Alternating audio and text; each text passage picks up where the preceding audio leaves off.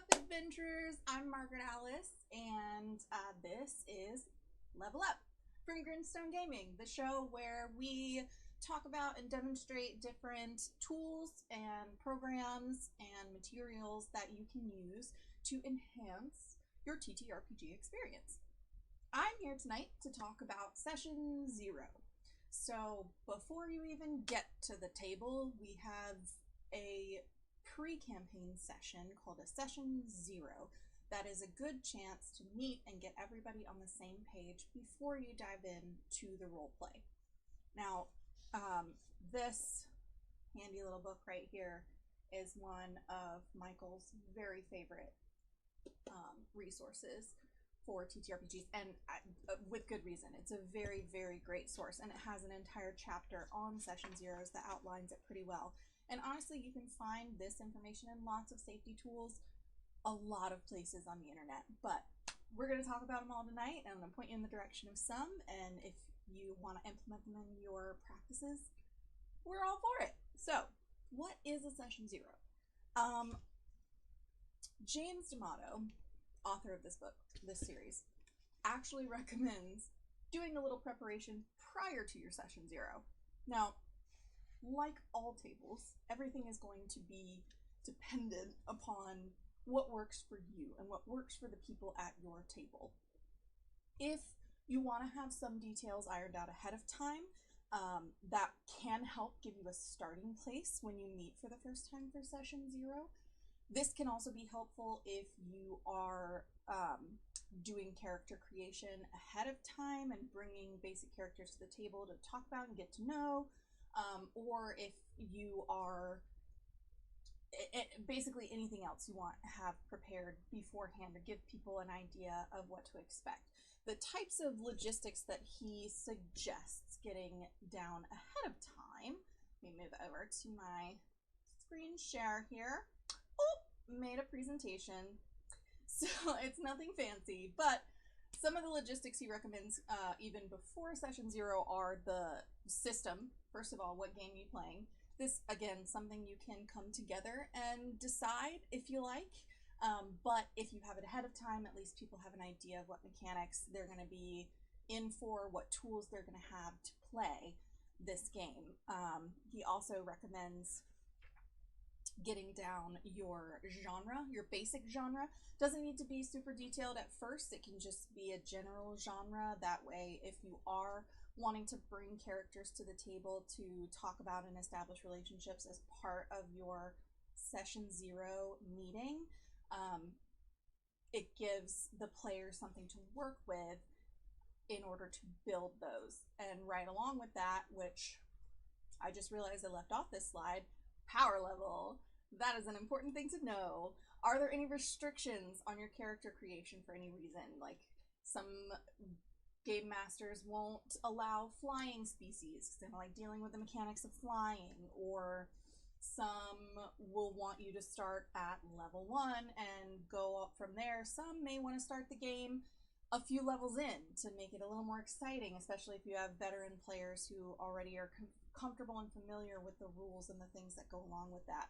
So that's another thing that you'll want to establish, whether beforehand or in the Session Zero. Your players need to know if there are any restrictions to their character creation and what level they need to build to. So, some additions.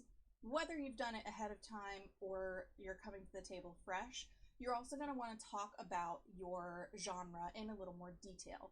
We want to ask a couple of questions like you see over here. Sorry, that was the wrong way. To get an idea of what everybody expects from the genre, right? Like, there could be vast differences within a single genre and also within people's perspectives of that genre. So having people talk a little bit about what we like best about the system that we chose. Are we here for roleplay? Are we here for lots of combat, straight mechanics? What is it that we like best about the system we're going to be playing? And then also, it's a good idea to talk about some examples of material within the entertainment world of the genre that you've chosen. So that way you get an idea of what everybody thinks of when they think of this genre, and it gives the game master an idea of the style that their players are interested in. And we can talk about our expectations as well. Like if I am here for a bank robbery, and if I don't get to be the guy who sneaks in a suitcase or something like that, that's what I expect out of this genre, so I'm going to be disappointed if that's not in the game. Your game master can't know that unless you say so. So we need to talk about what we think about our genre, what we expect from the genre, and the types of things within that genre that appeal to us. Now, that said, you also need to talk about your setting. This can be a pre-established setting. There are lots and lots and lots of already existing settings in which to play your TTRPG. Or you can homebrew a new one, in which case the GM can decide everything, or more like how we did with the Quiet Year in our first track on Tabletop Turntable, you can work together to create a community and a world that you're going to play within. So having everyone contribute to those decisions, or at least know what to expect going in, because you would know some things about the society in which you are operating, and there could be detriments to the game if your players aren't aware of some of those things. That's a lot of the crunchy logistics stuff, just so everyone's on the same page. We want to know what is happening, where it's happening, what our characters need to be in terms of mechanics, and we also want to look at what is the length goal for this game. Are we up for massive 10-hour weekend sessions? Are we looking at an hour here or there? Are we wanting to have a set number of sessions within to tell our story? Are we wanting to play for a certain length of time, however many sessions we can fit? Whatever the case may be, just so everyone, again, is on the same page and knows how to kind of work out their calendars, give an idea of whether this is going to be an open-ended campaign or if we have a set amount of time, which helps the GM kind of shape the story in order to fit within that timeline. Now, within a setting, you can also have a specific scenario. Now, I think of these as a little bit shorter adventures, more like a one-shot, or a mini campaign might be a specific scenario, but you could also discuss scenarios that you'd like to see within the course of your campaign. So whether you're robbing a bank or pulling off some other kind of heist, are you crime fighters? Are you on a mission to retrieve stolen goods or a kidnapped person, or, anything to that in that respect, so that people kind of know the vibe of what we're getting into with this adventure. And again, it could be for this single adventure in front of us, or it could be things that we just want to come across at some point within our campaign. It's super, super important that your game master know what you're interested in playing and what's going to be fun for you, because otherwise the table's not having a good time. And if the table's not having a good time, the game master's not having a good time either, and then it's all shit. So, yeah. All right. All good? Any questions about logistics, setting, scenario, character levels, all that kind of stuff? No? Okay. Next slide.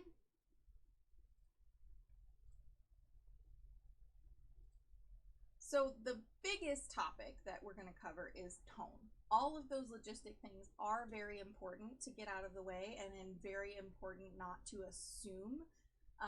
But by establishing them together, we avoid confrontation when someone's expectations are not met, or someone's expectations are broken in some way.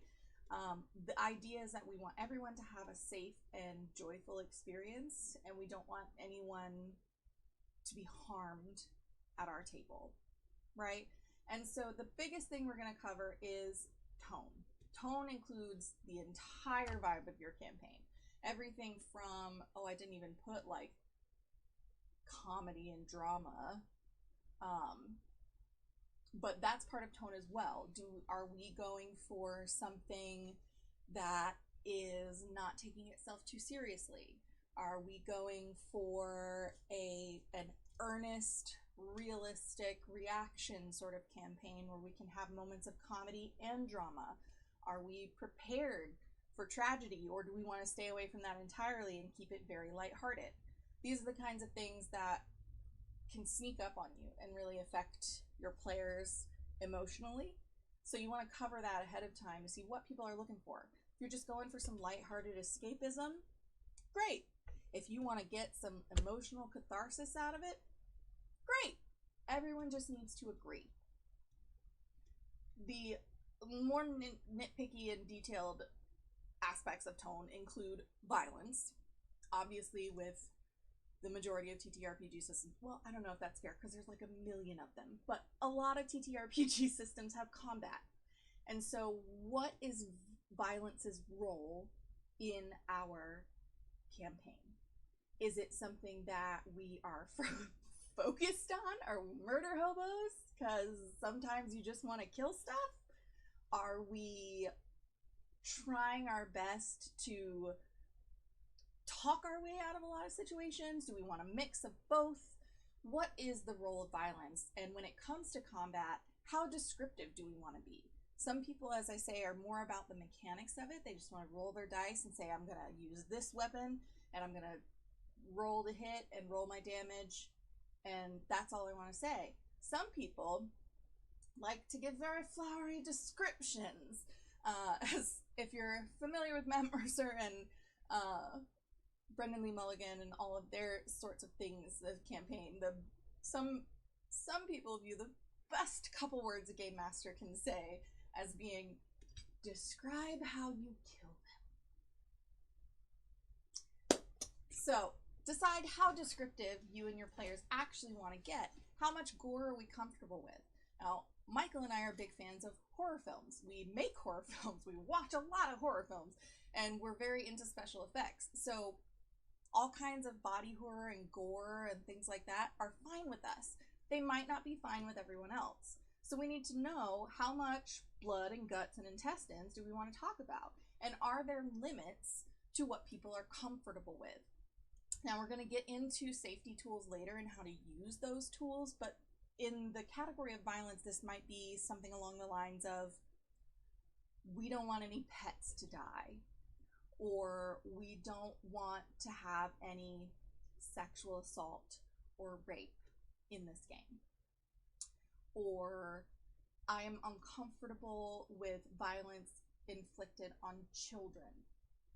So sensitive topics like that you may not think of, that we might go for a dramatic effect, but might really re-traumatize some of our players or just might make them really uncomfortable. So we want to decide where those lines are and what to keep in and what to avoid. Yes, babe, murder hobos. The next tone topic I'm going to talk about is gender and species. I added species into here.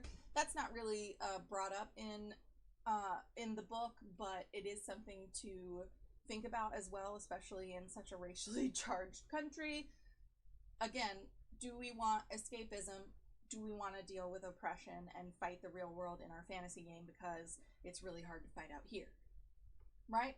So we just need to decide. Are we allowing players to... Honestly, I put this because you never want to assume that people think of everything, but I don't know why you would ever make it a rule that players must play their own gender, but just in case that's a thing for someone, make sure you establish whether you are allowing players to go beyond their own gender when they're creating their characters. And then you want to talk about whether there's oppression present in the world that you've built. In your setting, is there racism? Is there oppression against certain species? Is there oppression against certain genders? And you want to talk about that, whether that's something we want or not. And again, whether we want to struggle against it or if we just kind of want to ignore it. And we also want to talk about how vulnerable our player characters might be if they encountered this oppression. That way no one's taken by surprise if they come up on it and it seems harsh. You know what I mean? Everyone has a heads up that could happen. I like to leave a lot of that stuff out of my fantasy games if I can, just because I'm so tired.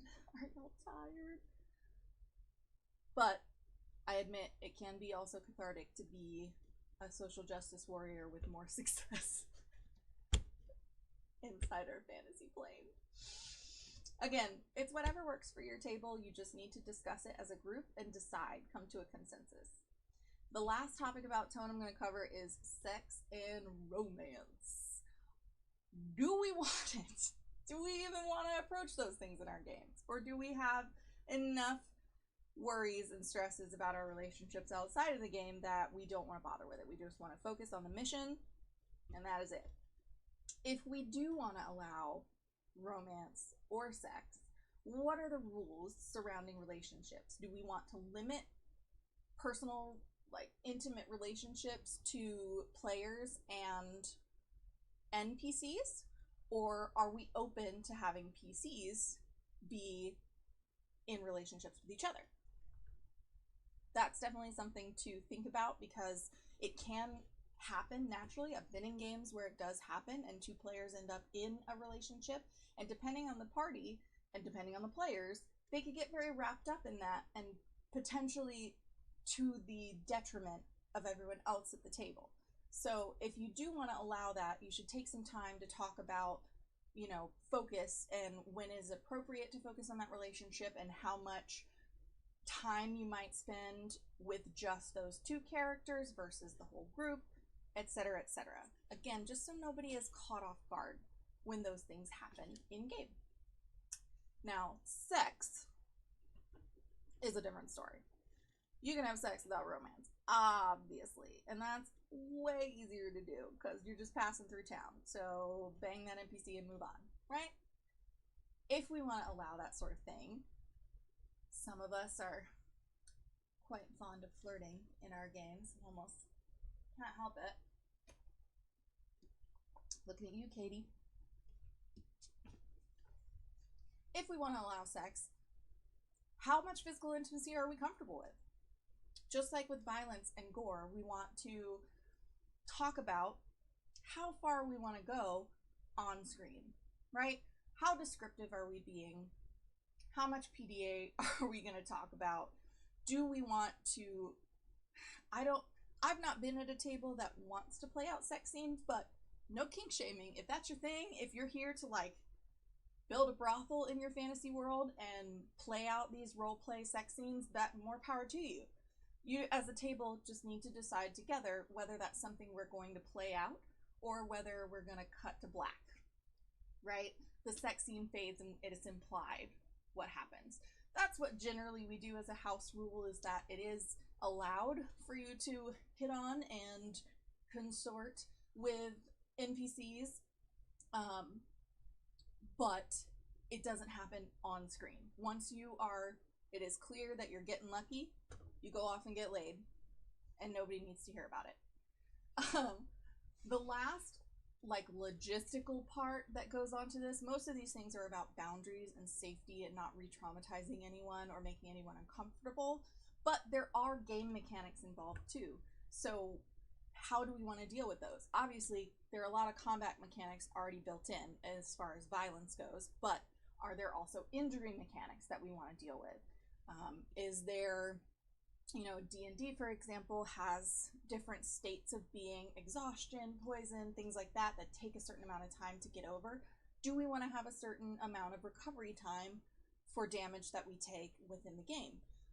Do we want to have a certain amount of time that we're at a disadvantage or our movement is slowed because we broke our ankle the last fight, right?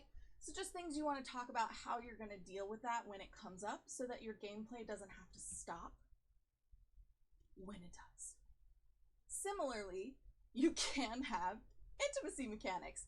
You're welcome to come up with an entire system of how that whole scene plays out if you want to roll for it, or, I don't know, include some sex dice. whatever you want to do. Our personal in-house mechanic that Michael likes to run is if you go off with an NPC to have a little afternoon delight, you get to roll for how good it is. You can have that for free, you guys. Just some examples. All right. And finally, I'm probably talking too fast and zipping through all this stuff. But the last thing we're going to talk about is safety tools to introduce during your session 0 and to implement throughout your campaign. So there are a lot of these, and one thing I love about this book in particular as a main source is that it includes an entire list of these safety tools. Con save. Oh, Michael, that's your mechanic for how good it was. You roll a Constitution save. I know we do that for alcohol. If you're imbibing something, you get to roll for how much it affects you. Does that mean also your Constitution is a determination of whether you get like an STI or something? Anyway, so these are just a few that you see up here listed. You can find them, again, listed lots of different places, and you can find lots of materials by the people who created all of these safety tools. The ones that I have handy, I will certainly let you know as we go through them. The X card. X card is a wonderful tool to utilize throughout your campaign because it's important to remember that boundaries change. And boundaries are not always clear until we bump up against them. So what the X card does is provides us a way for players to hit the brakes when something is making them uncomfortable in order to keep them engaged with the game and not take them out of the session. The X card allows you to say, hey, I'm uncomfortable with this. You can explain or not explain. It's helpful if you can say why you're uncomfortable so you can update your boundaries and the GM can help avoid the same sort of discomfort in the future. But you also don't have to. If somebody says, I'm uncomfortable, we stop, okay? That, in fact, that's a quote from, what's his name? John Stavropoulos is the developer of the X card, and his goal is to establish a community. It sets a certain tone when you sit down at the table that we are all here together. We are all here for one another. If you need to stop, we will stop. A lot of times it's difficult for people to speak up. A lot of times it's easy to give in to the fact that everyone else seems fine and are still playing. You know, this is a time to say, hey, we have this for a reason. We honor you and we will respect anything that makes you uncomfortable. We'll stop and fix it. The way the X card works is he simply writes an X on an index card and keeps a physical card on the table. That's great for in-person games. Not all of our games are in person. A lot more these days is happening online, right? So you can do a couple of options with that. The physical card, the idea is that if someone is uncomfortable, they tap the card. And at that point, we stop and we talk about what's happening and we fix it. Ways you can do this online. Hand signals are good. I personally like a sign language X. Feel like it does the same thing. It has been brought up by some people that players might not feel comfortable expressing their discomfort or expressing what it is exactly that is making them uncomfortable. In which case, you could also do private messaging. I don't know of a system that can get a message to your game master without the game master knowing that it's you, but you can at least send a private message if you're in person or digital, as long as your game master is looking at something that a message will come through on in person. But Roll20 has whispers that go only to the GM. Other programs have similar things. That is a way that you can do it as well. You simply type X card or type an X to your GM and the game pauses. Lines and Veils. Lines and Veils was developed by Emily. Why is it not there? Hang on, sorry. I want to give credit where credit's due. Emily Care Boss. And how Lines and Veils work is it's a distinction when you're discussing boundaries. So all the things we talked about earlier, anything we want to steer away from, we want to know whether it is a hard line boundary, something we just absolutely do not want to come up in the game, or if we're putting a veil over it, much like the way that Grimstone tends to approach sex, right? It can happen in the game, but it happens off screen. So very similarly to the sex scenes fading to black, a veil is anything that makes us uncomfortable. Even if it happens in the game, it's fine, but we're not going to see it. We're not going to hear details about it. It just happens. So yeah, that's a good way to distinguish once you have your boundaries down between hard boundaries and soft boundaries. We love it. Exit the scene. A lot of these overlap and are very, cover some of the same stuff or are very similar. Again, it's all about what tools work for you and your table. What is the most easily accessible to people when they're in a potentially emotionally harmed state or almost dysregulated state. Exit the Scene is by Kimmy Hughes. It basically is exactly what it says. If somebody is uncomfortable participating in the role play of a certain scene, they can say, I exit the scene.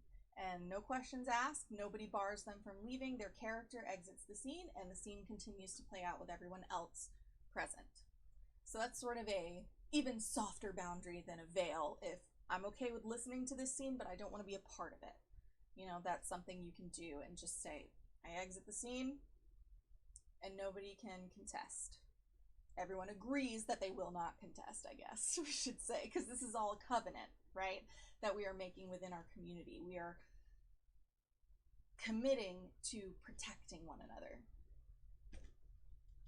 Consent flower or the support flower, I've seen it named both. I don't really know why there's even a flower involved, because it's really just a traffic light, to be honest. Similarly to the X card, this is based on having 3 cards available at the table, red, yellow, and green, like a traffic light, so that players can indicate that green if someone's trying to check in, or if we just know that we're in a tense situation, players can tap the green card and say, I'm fine, all good, continue. If something's getting a little dicey and we maybe want to steer it away from the intensity, players can tap the yellow card. And if we are at the point where we want to pause, basically the red card would also be the X card. It would be a let's pause and move away from what we're discussing right now. Again, based on being physically together and having physical cards to tap, but you could the consent tumbleweed. James. I mean, develop it. Let's go. Anyway, again, with digital gaming, you can always say the color out loud. You can form a particular hand gesture for it, or you can send whispered messages to your game master. There are lots of ways to handle that. Just decide how it's going to be handled in your game and make sure everyone agrees and understands how to utilize your tools. Similarly, the OK check-in is a hand gesture based, because it actually was developed for LARPing. So when people are face to face and they don't have a board in front of them,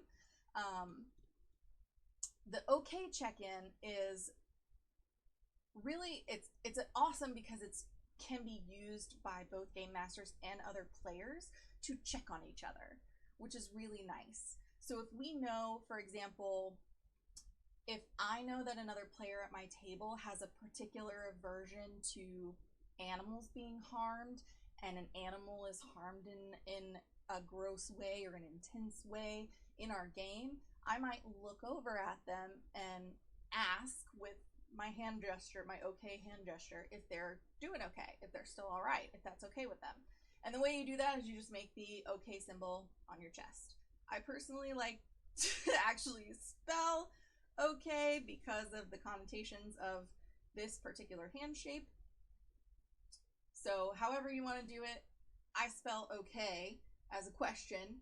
So also with sign language is very good at teaching us that we need to use our facial expressions to make sure they know it's a question. So tilting your head a little bit, raising your eyebrows. Make sure they know, are you okay? Are you okay? The player can then answer, yeah, I'm good. I don't know, I'm feeling iffy, I'm a little uncomfortable, or I need an exit right now. Not good, save me. You can use that at parties too. Check on your friends, and if they're, you know, being hit on by some sleazy white man, hopefully you don't have any of those at your parties, but just in case. It's like the emergency call 10 minutes into the date. Is it going okay, or is your apartment flooded? So that's the okay check-in.